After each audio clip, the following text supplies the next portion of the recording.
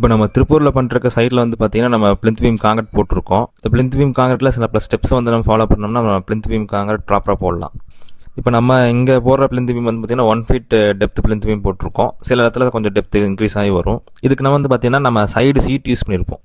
Metal seat MS seat வந்து side seat use பண்ணியிருக்கோம். இது வந்து ஒரு 1.5 அடி சீட் யூஸ் பண்ணியிருக்கோம்.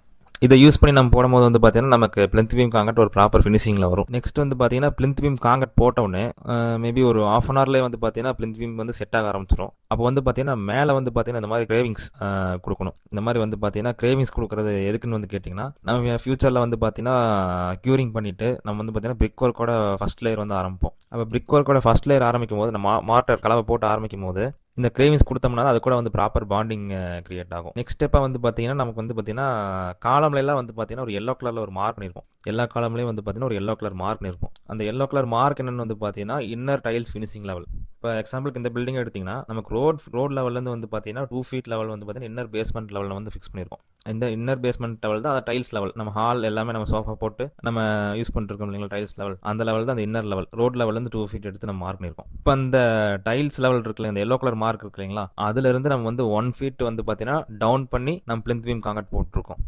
மீதி அந்த 1 feetக்கு வந்து பார்த்தீங்கன்னா நம்ம வந்து பிரிக் ஒர்க் பண்ணுவோம்.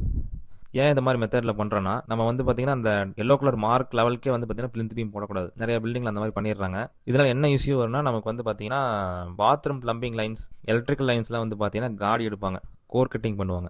அப்போ கோர் கட்டிங் அப்படி பண்ணும்போது வந்து பார்த்தீங்கன்னா பிளிந்த் பீம் அந்த லெவலில் போட்டிருந்தாங்கன்னா பிளிந்த் பீமை வந்து பார்த்தீங்கன்னா டிமாலேஷன் பண்ணி கோர் கட்டிங் பண்ணி எடுத்துகிட்டு போயிடுவாங்க. பிளிந்த் பீமோட ஸ்ட்ரென்த் போயிடும். ஏன்னா நம்ம டோட்டல் பிரிக் வாலே வந்து பார்த்தீங்கன்னா அந்த பிளிந்த் பீமில் தான் வந்து பார்த்தீங்கன்னா ரெஸ்ட் ஆகுது. பிளிந்த் பீம் அந்த லோடு எடுத்துக்குது.